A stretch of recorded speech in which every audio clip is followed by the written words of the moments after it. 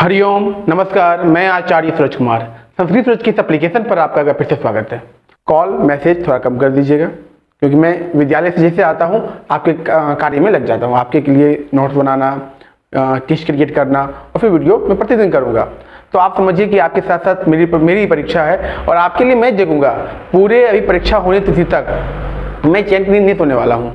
तो हम लोग पढ़ने वाले हैं स्वर संधि के अलावे कुछ अन्य संधियों के बारे में। ठीक है, क्या है कि सबसे पहले हम लोग जानते हैं पूर्व रूप संधि। तीन संधि को मुख्य रूप से पढ़ने वाले हैं: पूर्व रूप संधि, पर रूप संधि और प्रकृति भाव संधि। पूर्व रूप और पर रूप और प्रकृति भाव संधि, इस तीनों को हम लोग पढ़ेंगे। पूर्व रूप का जो सूत्र होता है वो है एंग पदांत आदति। पर रूप का संधि का है एंगी पर रूपम और प्रकृति भाव का है प्लुत प्रगड़िया अचिनित्यम। परीक्षा नजदीक है, इनको जो पहले से पढ़े होंगे वो समझ जाएंगे, इनको याद हो जाएगा। नहीं तो ये आपके लिए थोड़ा सा मुश्किल हो जाएगा। इसको और आसान बनाते हैं। अगर ये याद नहीं भी रहता है तो आखिर है क्या ये संधि, इतनी संधि क्या है वो कैसे समझेंगे। अगर पूर्व से पढ़े तो आसान है आपके लिए, नहीं तो ये समझना कठिन होगा। लेकिन हम इसको और आसान करते हैं। क्या पूर्व संधि में एंग पदांत आदति, ये है ना। सूत्र विशेषण देखेंगे। एंग एक प्रत्याहार होता है। कौन सा प्रत्याहार? तो हम लोग बताए थे आपको ना, ऐ उण। पहला सूत्र होता है ऐ उण, रील रिक, और तीसरा होता है ए ओंग, होता है ना। ठीक है, तो इसी एंग जो प्रत्यय बना है आपका, ये एंग, इससे ये एंग प्रत्याहार। एंग प्रत्याहार का कौन कौन सा दो वर्ण आया है? तो ए और ओ, ये दो वर्ण आपका एंग प्रत्याहार में आता है। वही बोलता है पूर्व रूप संधि का है एंग पदांत आदति। सूत्र विशेषण में है एंग में जो है ए और ओ, यह एक प्रत्याहार है और सूत्र संख्या 3। ये तीसरा सूत्र संख्या ए ओंग कौन सा संख्या है? ये तीसरा। ऐ उण पहला है, दूसरा है रील रिक और तीसरा है ए ओंग। तो उससे जो है ए ओ दो वर्ण एक प्रत्याहार के अंतर्गत आता है। बोलता है कि पदांत मतलब पद के अंत में, क्या है सूत्र? एंग का मतलब समझ गए, एंग प्रत्याहार है। पदांत का मतलब होता है पद के अंत में। और अति यानी हर्ष अ के आने पर, क्या है? तो कहता है ये कि ए ओ यह एक प्रत्याहार है और पद के अंत में हर्ष के आने पर क्या होता है? हर्ष के आने पर तो बोलता है जब पदांत ए या ओ के बाद, जब पदांत ए या ओ के बाद, ए पद के अंत में ए या ओ के बाद हर्ष अ आए, क्या है? हर्ष अ आए तो अ का पूर्व रूप हो जाता है। अब आपके दिमाग में संशय चलेगा ये पूर्व रूप होता क्या है? अ का पूर्व रूप हो जाता है, समझ गए आप? ये पूर्व रूप होता क्या है? और यह जो सूत्र आप ये पूर्व रूप संधि देख रहे हैं, यह अयादि संधि का एक अपवाद मात्र है। हम लोगों ने स्वर संधि के 5 अयादि संधि को हम लोगों ने पढ़ा था। इसका सूत्र होता है एचो अय वायावह। ठीक है, उसी का ये अपवाद है पूर्व रूप संधि। कैसे अपवाद है उसको भी हम लोग समझेंगे। क्या परिभाषा है फिर से देखेंगे। पूर्व संधि का परिभाषा है जब पदांत यानी पद के अंत में ए या ओ के बाद हर्ष अ आए तो अ का पूर्व रूप हो जाता है। ये पूर्व रूप क्या होता है वो समझाएंगे अभी। और ये सूत्र, ये जो संधि है, ये अयादि संधि का एक अपवाद मात्र है। अयादि संधि में लोगों ने क्या पढ़ा था? आदि में पढ़ा था हम लोगों ने कि ए या ओ के बाद, ये था ना, अगर कोई अच आता है, कोई स्वर आता है तो ऐ अव आय और आव बन जाता है।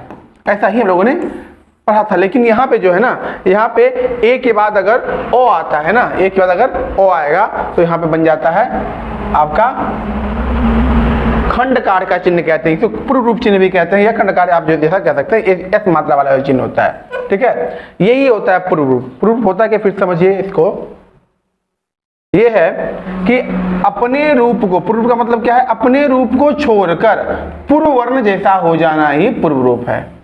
क्या परिभाषा था? जब पद के अंत में ये आ जाए, ए या ओ के बाद ओ आ जाए तो ओ का पूर्व रूप होता है। पूर्व रूप मतलब अपने रूप को छोड़कर पूर्व वर्ण जैसा हो जाना ही पूर्व रूप है।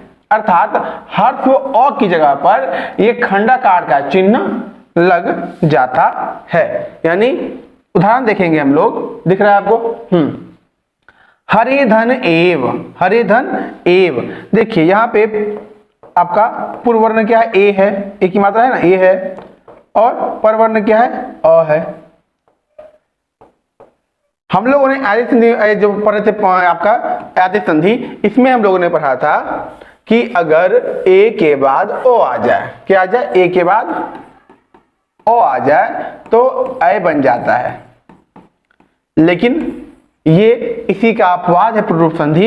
यहाँ पे क्या कह रहा है कि अगर ए के बाद ओ आ जाए तो वो पूर्व रूप हो जाता है। पूर्व मतलब पूर्व वर्ण जैसा ही हो जाना। अब क्या है, सिर्फ ये ओ की जगह पे इस चिन्ह का ये चिन्ह लग जाता है, ओ जोड़ ए, क्या है, ऐसे ए जोड़ ओ। तो सिर्फ ओ के जगह पे, इसके जगह पे ना सिर्फ ये मात्रा आपका लग गया, बाकी हरे यहाँ लिखा हुआ है और वो यहाँ आ गया। ठीक है, ये हरे यानी ए जोड़ ओ मिलकर यहाँ आई ना बनकर ये खंडाकार का चिन्ह आ जाएगा। इसी प्रकार विष्णु धन अब ओ प्लस ओ, जब हम पढ़े थे पांचवा संधि पढ़े थे अयाची संधि, उसमें आता था आपका औ बनता था, लेकिन यहाँ पे सिर्फ खंडाकार का चिन्ह आएगा, बाकी विष्णु वही रह जाएगा। विष्णु सिर्फ अ की जगह पे ये चिन्ह आएगा और ये विष्णु क्या बन जाएगा, ये विष्णु। यही आपका पूर्व संधि, आपका यही है, समझ गए। ये आपका क्लियर है, इसको देख लीजिए। कोई प्रश्न अगर हो तो कमेंट में पूछ लीजिएगा या फिर ग्रुप में पूछ लीजिएगा, इससे पीडीएफ आपको उपलब्ध हो जाएगा इसका। चलिए आगे देखते हैं हम लोग। दूसरा है पर रूप संधि। क्या है, पर रूप संधि। एंगी पर रूपम, एंगी पर रूपम। इसमें क्या है देखते हैं। परिभाषा है इसमें कि अकारांत उपसर्ग के बाद, किसके बाद, तो उपसर्ग के बाद, ध्यान दीजिएगा इस चीज पे। उपसर्ग के बाद अगर ए या ओ यानी एंग से प्रारंभ होने वाली धातुओं के आने पर रूप हो जाता है। किसके आने के बाद, उपसर्ग आने के बाद। कैसा उपसर्ग, तो अकारांत उपसर्ग यानी पूर्व वर्ण जो रहेगा, ये पूर्व वर्ण जो रहेगा वो उपसर्ग रहेगा। उसके बाद एंग प्रत्याहार में जो दो वर्ण आता है ए या ओ, एंग प्रत्याहार में कौन सा वर्ण आता है, ए और ओ।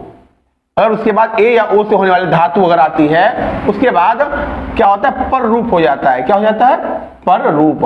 पर रूप मतलब क्या, पर मतलब बाद, मतलब बाद वाले वर्ण के समान हो जाना ही पर रूप कहलाता है। मतलब उपसर्ग के बाद, अकारांत उपसर्ग के बाद अगर एंग से प्रारंभ होने वाली धातु आ जाए तो उसका पर रूप हो जाता है, और पर रूप का मतलब होता है बाद वाले वर्ण के समान हो जाना। उदाहरण क्या है, प्रधन एजते।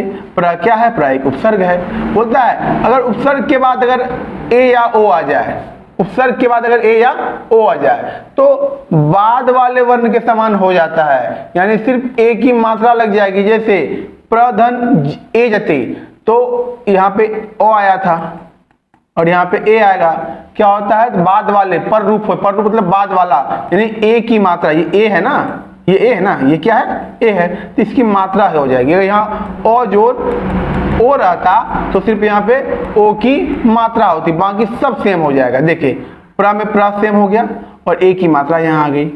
और जते, जते, इसी प्रकार से प्रा उपसर्ग है और ओषति, प्रा का प्रा हो जाएगा और यहाँ ओ की मात्रा यानी पर रूप हो जाता है, बाकी क्षति, प्राधन ओषति रोषति। मतलब उपसर्ग के बाद अगर एंग से प्रारंभ होने वाली कोई धातु आ जाए तो उसमें पर रूप संधि होगा। प्रश्न कैसे पूछेगा, प्रश्न पूछ देगा प्रधन ओषति या फिर प्रोषति। क्या, प्रोषति, इसमें कौन सी संधि है, तो आपको बताना होगा। इसमें पर रूप संधि है। क्या है, पर रूप संधि है इसमें लगा हुआ। अगर प्रश्न पूछ देगा आपको कि हरेव, क्या, हरेव, इसमें कौन सी संधि है, तो अब देखकर अयाची संधि मत मारिएगा। ये कौन सी संधि है, ये पूर्व रूप संधि है। ठीक है, इस चीज को कॉमन बातें जो हैं इस चीज का आपको ध्यान रखना। इससे पहले वाले संधि का चर्चा है ये, लेकिन अभी इस संधि को आप देखिए। आजा,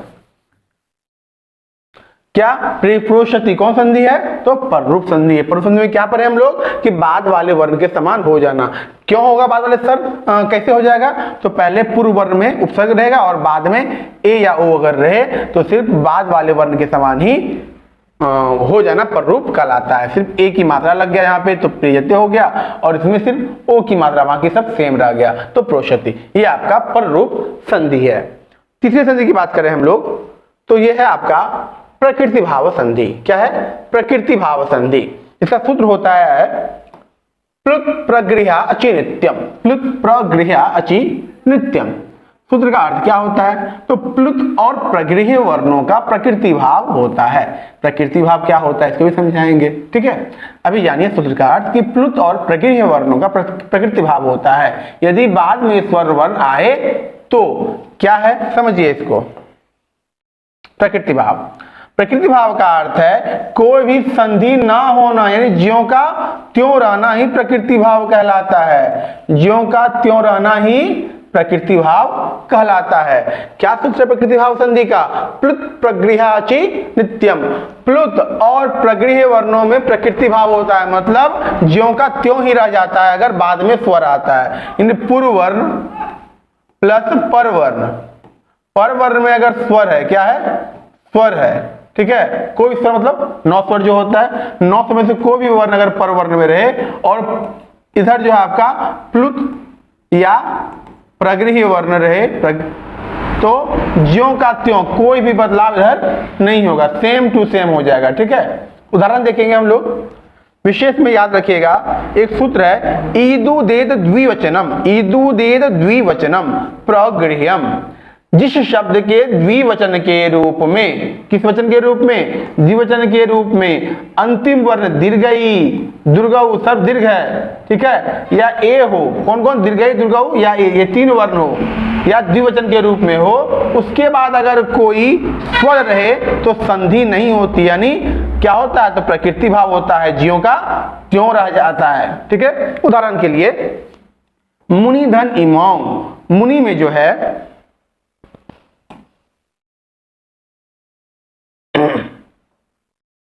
मुनि में जो है आपका ये दीर्घ की मात्रा लगा हुआ। कौन सा मात्रा है इसमें? दीर्घ की मात्रा है। और इधर क्या है? स्वर है ना, ईश्वर। तो क्या बताए थे? अगर आपके पूर्व वर्ण में दीर्घई रहे, क्या रहे? अभी लिखाए थे ना, अगर पूर्व वर्ण में दीर्घई रहे, दुर्गऊ रहे या ओ रहे, दीर्घई रहे या दुर्गऊ रहे और या ए रहे, और पर वर्ण यानी बाद के वर्ण में कोई भी स्वर वर्ण रहे, यानी अच रहे, कोई भी अच अगर रहता है, ठीक है, तो वहां पे प्रकृति भाव होता है, यानी ज्यों का त्यों रह जाता है, ज्यों का त्यों रह जाता है। ये आपको याद, यही है प्रकृति भाव। अब देखिए मुनि धन इमो, इसमें पूर्व में दीर्घई था और इधर आपका हर्ष आ गया, यानी स्वर है। तो अगर ऐसी स्थिति बनती है तो जैसा लिखा मुनि इमो तो मुनि इमो ही रह जाएगा, कोई भी बदलाव नहीं होने वाला है। उसी प्रकार से विष्णु देखेंगे आप, दुर्ग की मात्रा है, दुर्गौ की मात्रा है। हमने कहा था अगर ऊ के बाद अगर कोई स्वर रहे, अस्त रहे तो ज्यों का त्यों यानी प्रकृति भाव हो जाता है। विष्णु आसाते, ये हो गया, कुछ भी बदलाव नहीं, जो था उसी को लिख दिए। कभी धन आगच्छता, दीर्घई के बाद अच है तो फिर सेम टू सेम कभी आगच्छता। ये 3 संधि, स्वर संधि के 5 भेद के अलावे आपको ध्यान रखना है। बड़ा आसान सा टॉपिक है। ऐसे छोटे छोटे टॉपिक को हम लोग वीडियो के रूप में देखने वाले हैं, ताकि एक दिन वीडियो भी ज़्यादा मिल जाए, आपके दिमाग की लोड भी कम पड़े और समझ में भी जल्दी आ जाए। अगर इतना विश्लेषण करने के बाद भी आपके समझ में नहीं आ रहा है या नहीं आया तो निश्चित रूप से पूछिएगा कि आप यहाँ कुछ छूट गया या ये जानकारी हमको चाहिए थी, ठीक है। मिलते हैं वीडियो में, तब तक के लिए नमस्कार और धन्यवाद।